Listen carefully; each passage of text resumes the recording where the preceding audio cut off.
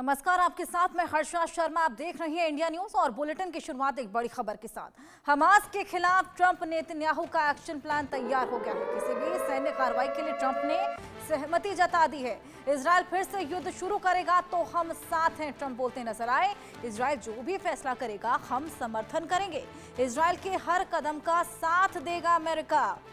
तो फिर से युद्ध शुरू करेगा तो हम साथ हैं। इजरायल जो भी फैसला करेगा हम समर्थन करेंगे, ट्रंप ये कहते नजर आए हैं। नेतन्याहू का एक्शन प्लान ट्रंप के साथ में अब तैयार हो चला है। गाजा में फिर से बज सकता है युद्ध का शूटर, फिर से युद्ध शुरू हो सकता है और ये बड़ा ऐलान कर दिया है ट्रंप ने। नेतन्याहू के साथ जो भी फैसला होगा उनके साथ खड़े हैं हम। हमास के खिलाफ ट्रंप और नेतन्याहू का ये एक्शन प्लान तैयार हो गया है। फिर से कभी भी गाजा में अब युद्ध का शूटर बच सकता है। फिर से युद्ध शुरू करोगे तो हम भी करेंगे, ट्रंप बोलते नजर आए। जो भी फैसला करेगा हम समर्थन करेंगे। हमास के खिलाफ ट्रंप के ये बोल नेतन्याहू का समर्थन करते नजर आए। साथ ही वो बोलते हैं कि विशेष रूप से ध्यान आकर्षित कर रहा है क्योंकि पिछले कुछ समय से उनका रुख युद्ध विरोधी रहा है और उन्हें गाजा में युद्ध विराम के लिए महत्वपूर्ण भूमिका निभाई थी। हालांकि इस नई टिप्पणी के बाद गाजा में फिर से संघर्ष शुरू होने का खतरा बढ़ गया है क्योंकि ट्रंप ने कहा है कि मैं इजरायल के साथ हूं, वहां जो कुछ हो रहा है उसे देख रहे हैं। बंधकों के साथ जो हुआ वो बेहद क्रूर था, जैसे कि हम नाजी दौर में देख चुके हैं। कभी कभी आपको कठिन निर्णय लेने पड़ते हैं। जो भी फैसला इजरायल करेगा हम उसका समर्थन करेंगे। इजरायल जो भी फैसला करेगा हम समर्थन करेंगे, ट्रंप ये बोलते नजर आए हैं। हमास के खिलाफ एक्शन प्लान तैयार हो गया है। हमारे साथ हमारे गेस्ट जुड़ चुके हैं। कर्नल JS सोनी विदेश मामलों के जानकार हैं। साथ ही हमारे साथ जुड़े हैं ग्रुप कैप्टन रिटायर्ड UK देवना जो कि डिफेंस के एक्सपर्ट हैं। सबसे पहले मैं चलूंगी कर्नल JS सोनी के पास में, विदेश मामलों के जो जानकार हैं। जो ट्रंप लगातार इस तरीके से हस्तक्षेप कर रहे हैं और अब समर्थन देते भी नजर आ रहे हैं, ये कितना सही है? जय हिंद हर्षा जी, ये मेरा सौभाग्य कि मैं आपके न्यूज चैनल और विख्यात को पैनलिस्ट के साथ हूं। डोनाल्ड ट्रंप ने अपनी चुनावी रैलियों में इलेक्शन से पहले कई बार कहा था कि वो अमेरिका को किसी दुनिया के युद्ध में हिस्सा नहीं लेने देंगे और जब उन्होंने 20 जनवरी को राष्ट्रपति पद की शपथ ली तब भी उन्होंने अपनी इनॉग्रेशन स्पीच में यही कहा। हर्षा जी, पिछले साल जब अमेरिकी राष्ट्रपति चुनाव होने थे, अमेरिका की पूरी मीडिया ने, अमेरिका के बड़े बड़े दिग्गज थिंक टैंक ने, अमेरिका के सारे ओपिनियन पोल ने एक ही चीज दिखाई दी कि डोनाल्ड ट्रंप ये इलेक्शन हार जाएंगे। लेकिन डोनाल्ड ट्रंप की बातें अमेरिकी नागरिकों को बहुत भाई और उसमें से एक ये था कि अमेरिका अपना पैसा, टैक्स पेयर का पैसा युद्धों में नहीं बर्बाद करेगा और यही कारण है कि अमेरिका में डोनाल्ड ट्रंप को इतनी भारी बहुमत से विजय प्राप्त हुई जो किसी को उसकी आशंका नहीं थी। अब अगर डोनाल्ड ट्रंप इस इजराइल के नए युद्ध में अमेरिका को हिस्सा लेने देते हैं तो डेफिनेटली जो उन्होंने चुनावी वादे किए थे वो तो अलग पड़ जाएंगे, लेकिन उनके लिए फिर आक्रोश भी अमेरिका के अंदर बढ़ जाएगा कि आखिर उन्होंने वही किया जो बाकी लोग भी करते आए। हर्षा जी, दूसरी बात यह कि इजराइल का दोबारा गाजा पट्टी में मोर्चा खोलना बहुत मुश्किल है। मुश्किल इसलिए कि इजराइल की ये जो पहले युद्ध हुआ हमास और हिजबुल्लाह के साथ, उसमें इजराइल को विजय नहीं प्राप्त हुई और इसके दो बड़े लक्षण हैं। पहला, पिछले साल 5 नवंबर को उनके रक्षा मंत्री योव गैलांट को अपनी नौकरी से हाथ धोना पड़ा क्योंकि इजराइल को सफलता इन दोनों युद्धों में नहीं मिल रही थी। और दूसरा, इसी साल जब 19 जनवरी को हमास के साथ युद्ध विराम हुआ, 2 दिन बाद यानी 21 जनवरी को इजराइल के चीफ ऑफ स्टाफ और सदर्न आर्मी कमांडर दोनों ने इस्तीफा दे दिया। मिलिट्री हिस्ट्री में आज तक कभी नहीं हुआ कि युद्ध जीतने के बाद किसी भी सेना के प्रमुख ने इस्तीफा दिया हो। हमेशा सेना के प्रमुख इस्तीफा देते हैं जब देश युद्ध हारते हैं। और एक आखिरी टिप्पणी करना चाहूंगा, आज इजराइल की सेना के अंदर बहुत कमजोरियां आ चुकी हैं क्योंकि इजराइल ने 2 रक्षा सुधार किए, गिडियोन मल्टी ईयर प्लान 2015 में और नूफा डिफेंस रिफॉर्म 2020 में, जिसकी वजह से उनकी जो अंदरूनी ताकत थी, जिसकी वजह से दुनिया के वो सबसे शक्तिशाली सेना मानी जाती थी, उसमें बहुत गिरावट आई। तो मेरे को नहीं लगता कि इजराइल दोबारा गाजा पट्टी में युद्ध करेगा। बिल्कुल। ग्रुप कैप्टन यूके देवनाथ जी भी हमारे साथ जुड़े हैं। यूके देवनाथ जी, युद्ध विराम लगवाने की जगह, शांति स्थापित करवाने की जगह एक बार फिर हूटर बजवाने की यहाँ पर तैयारियां हैं, ये कितना सही है? हर्षा, ये समझना पड़ेगा कि डोनाल्ड ट्रंप एक बिजनेसमैन है, रियल एस्टेट डीलर हैं। और उनका अप्रोच हमेशा ये रहा है कि बातचीत के पहले ही जो ओपोनेंट है, चाहे वो कोई कंपनी हो या कोई कॉरपोरेशन हो, उसके नट बोल्ट ढीले कर दो, उसके शेयर प्राइस गिरा दो। तो ये बोलकर कि उन्होंने नेतन्याहू को पूरी आजादी दे दी है कि वो हमास के ऊपर फिर से हमला कर सकते हैं, यह बोलकर वो जरा हमास को ढीला करने की कोशिश कर रहे हैं। हमास के जो नेगोशिएटिंग करने की ताकत है उसको कम करने की कोशिश कर रहे हैं। लेकिन अच्छी बात है कि अभी तक ऐसा नेतन्याहू ने किया नहीं है। नेतन्याहू अभी तक भी लगता है कि मोरलेस यूरोपियन यूनियन की जो प्रेशर है कि सीज फायर को जारी रखा जाए और सीज फायर के फेज 2 पर जाया जाए, उसकी तरफ काम कर रहे हैं।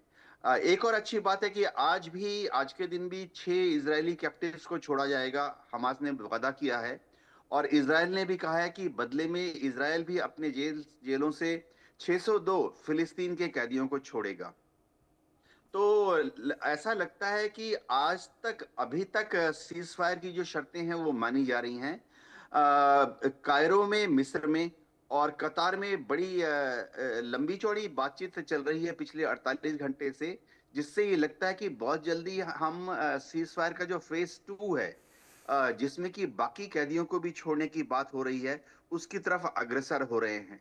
हमास ने एक पॉजिटिव स्टेटमेंट तो ये भी दिया था कि अगर उसकी 2 शर्तें मान ली जाएं तो वह सबके सब बाकी जितने बंधक हैं उनको एक बार में ही छोड़ देगा। जाहिर बात है कि ये दोनों शर्तें बहुत कठिन हैं। खास तौर से ये शर्त कि आईडीएफ जो है वो गजा से बाहर चली जाए, ये शर्त इजराइल को मानने में बड़ी कठिनाई होगी। एक असंभव सी शर्त लग रही है। लेकिन फिर भी लगता है कि फेज 2 की बातें अब शुरू होने वाली हैं। फेज 2 जो है वो 42 दिन चलना था, 6 हफ्ते। तो मार्च के पहले हफ्ते में, मार्च के 5 तारीख तक फेज 2 चलेगा। हम सब उम्मीद करते हैं कि 6 मार्च से फेज 2 एक सहज भाव से चलेगा। दोनों पक्षों के बीच में बातचीत जो होगी वो सौहार्दपूर्ण होगी। जी। बिल्कुल। जीएस सोडी जी, ऐसा क्या ट्रिगर कर गया ट्रंप को कि वो यहाँ पर उकसाते हुए नजर आ रहे हैं? हर्षा जी, ग्रुप कैप्टन देवनाथ सर ने बहुत अच्छी तरह समझाया कि ट्रंप बेसिकली एक व्यवसायी व्यापारी हैं। वो अच्छी तरह जानते हैं कि कंपनी को कैसे खरीदी जाए, और जो उन्होंने एग्जाम्पल दिया, मैं उनको नमन और सलाम करता हूं। उन्होंने बहुत अच्छी तरह से इस मुद्दे को समझाया। देखिए हर्षा जी, डोनाल्ड ट्रंप ने पहले ही कुछ दिन पहले अपने मंसूबे साफ किए थे कि वो गाजा पट्टी को एक रिवेरिया टाइप एक रिजॉर्ट में बनाना चाहते हैं। क्योंकि कई बार पहले भी कह चुके थे कि गाजा पट्टी बहुत सुंदर जगह है, जो एक समुद्र के किनारे है, उसका मौसम अच्छा है। तो जो उनके मंसूबे थे उन्होंने साफ कर दिए जब उन्होंने कुछ दिन पहले कहा कि मैं वहां रिवेरिया टाइप एक रिजॉर्ट बनाना चाहता हूं। लेकिन जैसे ही उन्होंने ये कहा, हमस ने, हिजबुल्लाह ने, ईरान ने, बाकी जितने मुस्लिम देशों ने, सब ने इसका खंडन किया। यहां तक फ्रांस और जर्मनी ने भी खंडन किया कि ये चीज नामुमकिन है। लेकिन डोनाल्ड ट्रंप जानते हैं कि अगर ये गाजा पट्टी को रिवेरिया टाइप बनाने में सफल हुए तो उन्हें पर्सनली बहुत फायदा होगा, क्योंकि जो बड़े ठेके हैं वो उनकी कंपनियों को या उनके दोस्त ही कंपनियों को मिलेंगे और पैसा उनके पास ही आना है। अब क्योंकि कोई भी उनकी बात को मान नहीं रहा था अमेरिका के गवर्नमेंट ऑफिशियल्स को छोड़ के, तो अब उन्होंने एक नई जो एक बहुत स्मार्ट मूव चली कि मैं युद्ध की मैं धमकी देता हूं, और शायद इसमें उन्हें मानना पड़े। तो डेफिनेटली जो डोनाल्ड ट्रंप का लॉन्ग टर्म प्लान है वो है कि अगले 4 साल के कार्यकाल में वो किसी तरह गाजा पट्टी पे कब्जा करें और वहां पे वो एक रिवेरिया टाइप रिजॉर्ट बनाए, और इसके लिए वो हर मुमकिन कोशिश करेंगे। अन्य अदरवाइज अगर हम देखें, कल भी हमारे विदेश मंत्री डॉक्टर जयशंकर ने कहा कि इजराइल और मिडिल ईस्ट में शांति की एक ही रास्ता है, वो है 2 स्टेट सोल्यूशन। यही चीज दुनिया के बड़े बड़े नेता पिछले 50-60 साल से कहते आए हैं, जब से 14 मई 1948 को इजराइल ने खुद ही अपना डिक्लेरेशन ऑफ इंडिपेंडेंस कर दिया, जो कि संयुक्त राष्ट्र रेजोल्यूशन 181/2 के बिल्कुल खिलाफ था। और उसके बाद जब उसने गाजा पट्टी और वेस्ट बैंक पे दोबारा 1967 में कब्जा किया, तभी संयुक्त राष्ट्र ने अपना रेजोल्यूशन 242 में कहा कि ये जो कब्जा है इजराइल का गाजा पट्टी और वेस्ट बैंक में, ये अवैध है। और बार बार दुनिया के बड़े नेता कहते रहे हैं, अगर हम किताबें पढ़ेंगे उसमें सब ने कहा है कि पहले दिन से कहा है कि मिडिल ईस्ट में शांति का रास्ता एक ही है, वो टू स्टेट सोल्यूशन। क्योंकि जैसे कुछ लोग इस युद्ध को दो धर्मों का युद्ध दिखा रहे हैं, ये दो धर्मों का युद्ध नहीं है, ये एक जमीन के टुकड़े की लड़ाई है।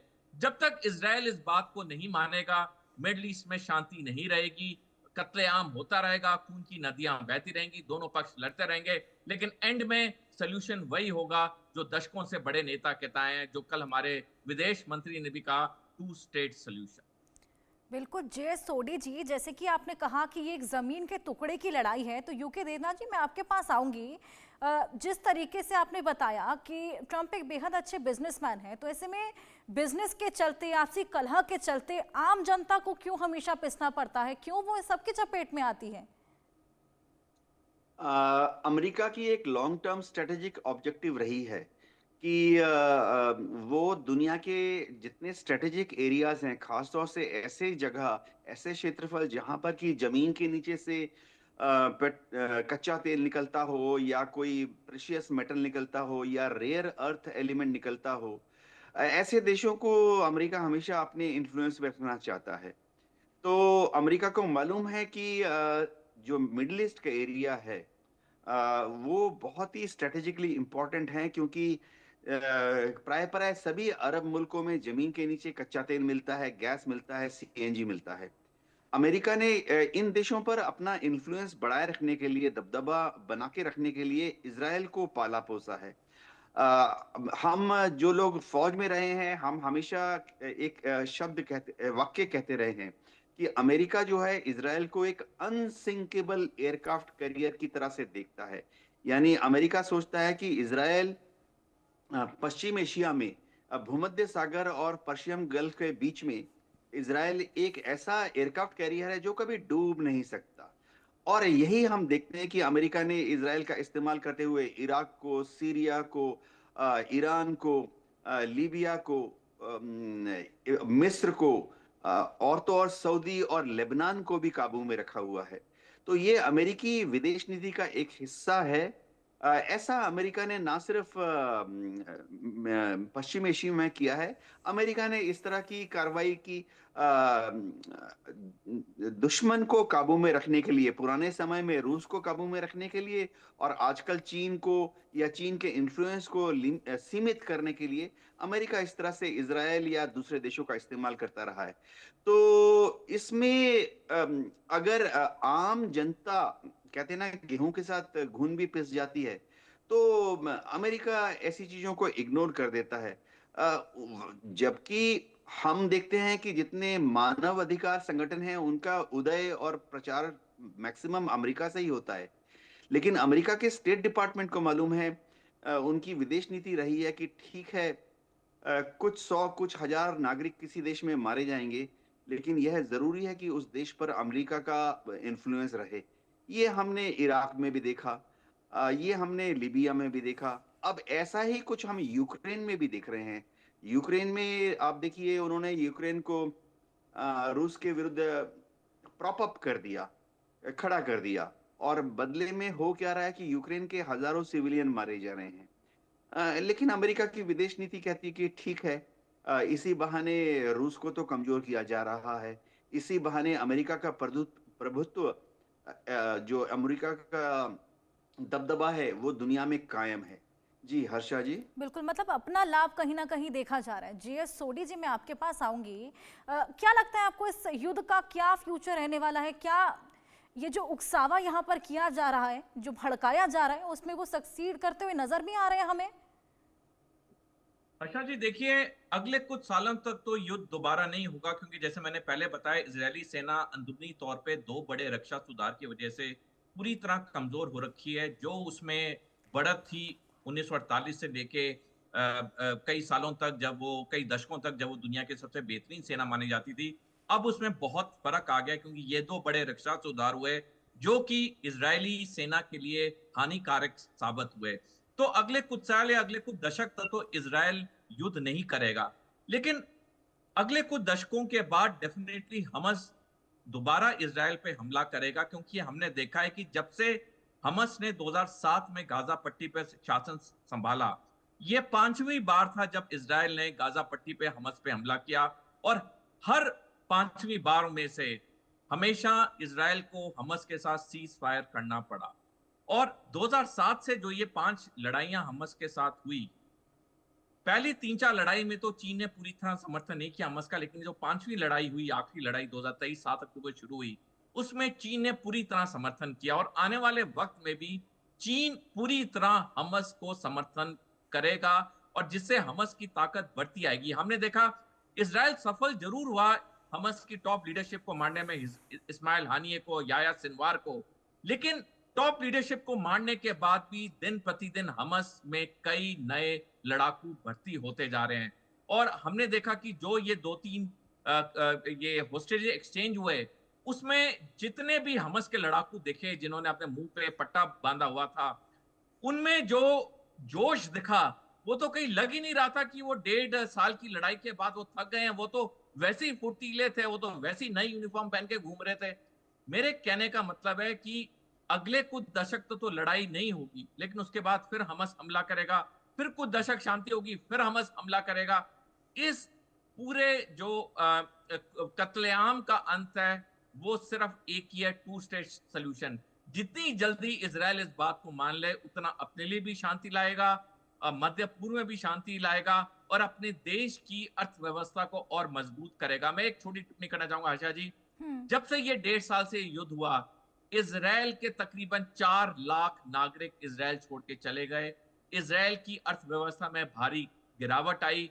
आज इजराइल के पास वो लोग नहीं है जो उसके खेतों में काम कर सकते हैं, क्योंकि जो भी इजराइल के खेतों में काम करते थे वो सारे बाहर के दूसरे मुल्कों के लोग थे, वो सारे भाग गए हैं, और इससे इजराइल की अर्थव्यवस्था पे फर्क पड़ रहा है। इजराइल कब तक इस चक्रव्यूह में फंसा रहेगा कि लड़ाई करेगा, कत्लेआम होगा, फिर कुछ दशक शांति रहेगी? इसका एक ही समाधान है, जो कल हमारे विदेश मंत्री जी ने भी कहा, टू स्टेट सोल्यूशन। सोडी जी, आप ये टू स्टेट सॉल्यूशन का बार बार जिक्र कर रहे हैं, क्या आप लेमन टर्म में दर्शकों को समझा सकते हैं कि ये क्या सॉल्यूशन है? बिल्कुल हर्षा जी, 29 नवंबर 1947 को संयुक्त राष्ट्र ने अपना प्रस्ताव पास किया था, जिसका नंबर था 181/2। इसमें साफ तौर पे लिखा था कि इस पूरे इलाके के, जिसे पहले फिलिस्तीन कहा जाता था, इस पूरे इलाके में कितना इलाका इजराइल के पास जाएगा और कितना इलाका जाएगा इन मुसलमानों के पास, अरब्स के पास। अब उसमें थोड़ी अनबन थी दोनों पक्षों में, जो कि स्वाभाविक है जब भी कोई ऐसा प्रस्ताव निकलता है। लेकिन इजराइल ने बजाय इस अनबन को टेबल पे बैठ के बातचीत से सॉल्व करने के लिए, उसने अगले साल 14 मई 1948 को स्वयं आजादी डिक्लेयर कर दी और पूरे इलाके पे अपना कब्जा कर लिया। और उसके बाद लगातार युद्ध चलते रहे, जैसे हम देखते आए हैं। अब टू स्टेट सोल्यूशन का मतलब है कि ये जो पूरा इलाका है, इसमें कुछ इलाका इजराइल के पास रहेगा, कुछ इलाका फिलिस्तीनियों के पास रहेगा, और दोनों आजाद देश होंगे, दोनों की अपनी पूरी चीजें आजाद होंगी। इजराइल इस चीज को मानने के लिए बिल्कुल तैयार नहीं है। इजराइल का कहना है कि पूरा इलाका मेरा है और इस पे मेरा ही कब्जा होगा, बल्कि इजराइल अब तो ये भी बात कहने लगा है, ग्रेटर इजराइल, जिसमें वो कहता है कि लेबनान का कुछ हिस्सा, सीरिया का कुछ हिस्सा, जॉर्डन का कुछ हिस्सा, ये सारा हिस्सा होके मेरा ग्रेटर इजराइल होना चाहिए। तो जब तक इजराइल संयुक्त राष्ट्र के उस प्रस्ताव को नहीं मानता, दुनिया के बड़े बड़े नेताओं को नहीं मानता कि इस इलाके में दो अलग देश होंगे, एक होगा इजराइल जिसमें यहूदी रहेंगे, एक होगा फिलिस्तीन जिसमें अरब या मुसलमान रहेंगे। इसी का मतलब है हर्षा जी, टू स्टेट सोल्यूशन। बिल्कुल जे सोडी जी, आपने बहुत आसान भाषा में हमें समझाया कि ये टू स्टेट सॉल्यूशन क्या है। यूके देवनाथ जी के पास चलेंगे। यूके देवनाथ जी, क्या लगता है आपको, क्यों ये टू स्टेट सॉल्यूशन को अपनाने से यहाँ पर इजराइल और गजा कतराते हुए नजर आ रहे हैं? हर्षा, कर्नल सूदी ने बहुत अच्छी तरह से समझाया। असली चीज ये भी है कि ओस्लो एग्रीमेंट उभय पक्ष ने साइन किया था। इजराइल के एक प्रधानमंत्री थे, उनका नाम था इज़ाक रबिन। उन्होंने 1993 में ओस्लो एग्रीमेंट साइन किया था, जिसके तहत यह मान लिया गया था इजराइल की सरकार के द्वारा कि इजराइल को दो भागों में बांट दिया जाएगा। एक होगा जिसमें यहूदी रहेंगे और एक हिस्सा होगा जिसमें कि अरब, फिलिस्तीन के अरब लोग रहेंगे। लेकिन हुआ ये कि जो इजराइल के एक्सट्रीम राइट विंगर्स थे, वो अपने को नेशनलिस्ट बताते थे, लेकिन फॉल्स नेशनलिस्ट ही होंगे। उन्होंने इजाज रमीन का खून कर दिया क्योंकि वह इस ओस्लो एग्रीमेंट से सहमत नहीं थे।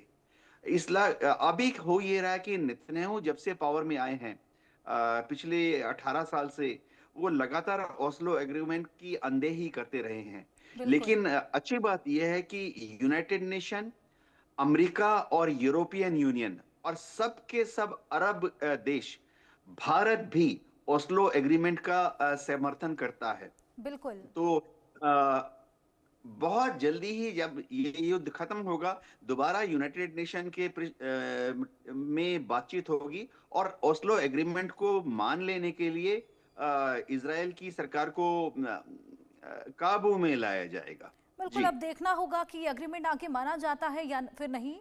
जीएस सोढी जी और साथ ही यूके देवनाथ जी, बहुत शुक्रिया आपका हमारे साथ जुड़ने के लिए और ये पूरा मामला बेहद आसान भाषा में हमें समझाने के लिए।